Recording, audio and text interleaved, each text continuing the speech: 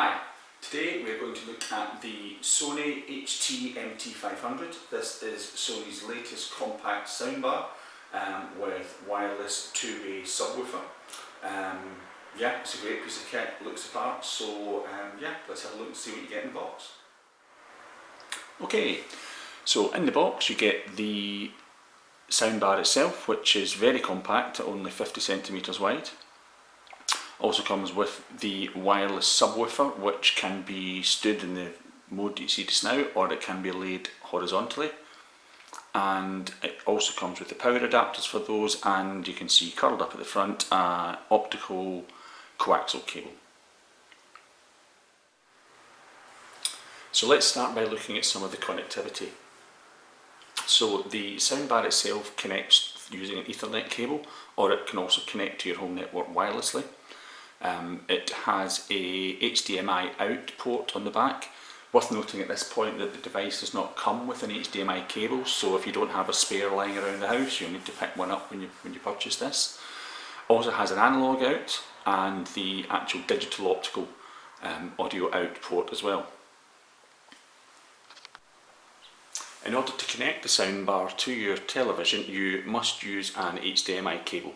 So there are two ways of connecting it. One, if your television supports ARC, which stands for Audio Return Channel, and you can tell if your television supports this by looking at the port on the back of your TV. If it has the letters ARC beside it, that's the one to use. What that allows is the images for the menu screens, etc., to be sent from the soundbar to your television, and also for the audio to come back from the television to the soundbar. But don't worry, if it doesn't support ARC, you can use the included optical digital cable to connect to the back of the telly and into the port on the right as we look at it here. The subwoofer is equally easy to set up. It is so straightforward. So from the menu screen on the television, you have an option to connect the subwoofer. All you do is click on the secure link button when instructed, and it will wirelessly connect into your system. Okay, right, that's the soundbar now connected up using the method I showed you before.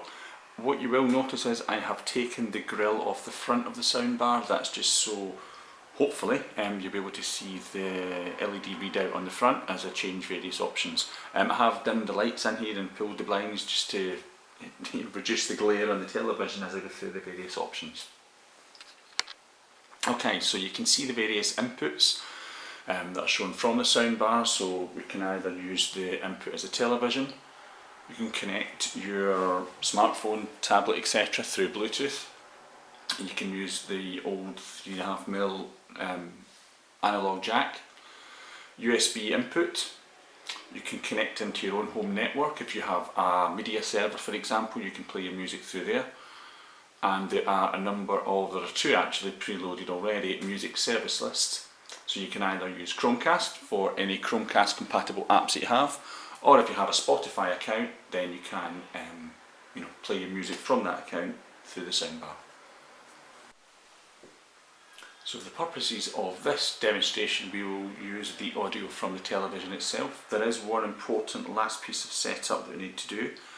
So using your television remote, if you go in, so I'm using an LG TV, but if you go into your settings, then the sound settings, you will get, maybe not look and feel the same, but you will get a very similar interface where you can scroll through the various audio outputs that you wish to use. So that's normal as the internal speaker.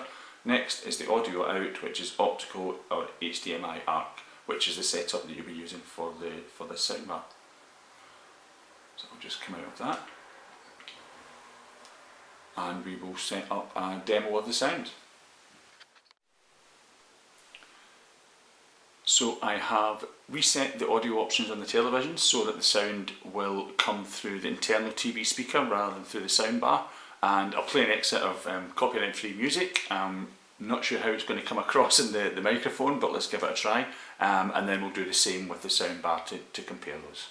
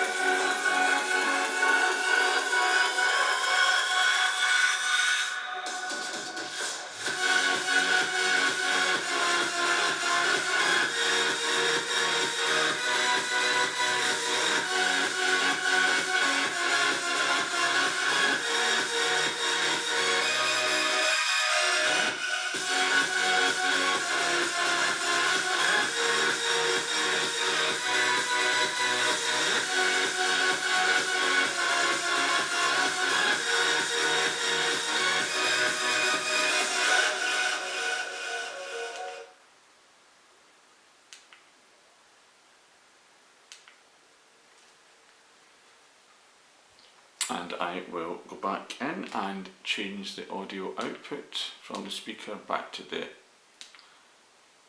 soundbar and give this a go.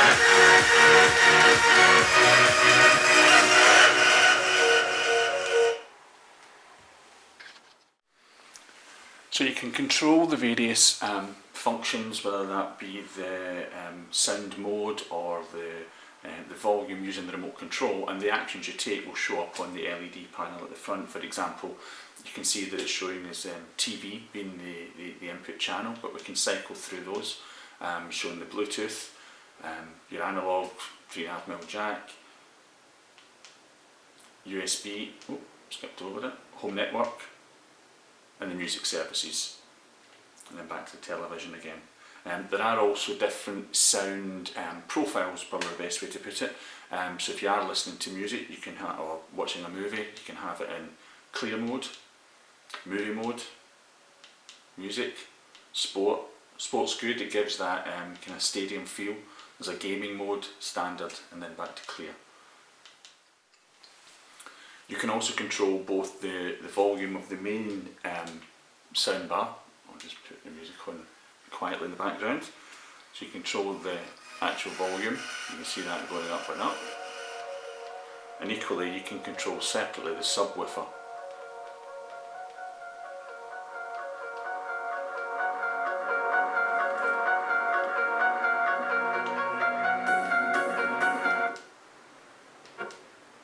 I'll just put this onto music mode.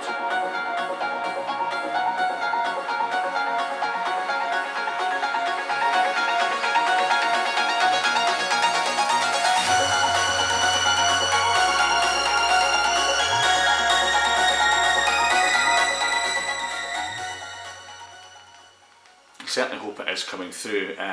The sound from the MT500 is very, very rich indeed. It's a very vibrant sound. It's got a deep bass. I think I'd mentioned in the introduction that the actual subwoofer is a two-way subwoofer. Doesn't mean there's sound going both ways. What it actually means is it can be used in two different positions. So I've got it set up in the vertical mode just now, kind of more standard mode. What you can also do is put the subwoofer into sofa mode. So if your sofa allows it, ours doesn't, it's a bit too low to the ground, but you can actually put it underneath the sofa and you get those deep bass vibrations, you know, as you're watching movies or listening to music. What you can also do with the MT500 is use the wireless capability to set up surround sound. So I don't actually have any other compatible Sony speakers that I can do this with, but what you can do is connect those speakers. As you can see, you need to pair a pair of up-to-date compatible speakers for it, but you can then just have separate speakers set up through the same wireless control. What it also does allow you to do is have multi-room capability, so you can play music which is then beamed to the other speakers in multiple rooms in your home.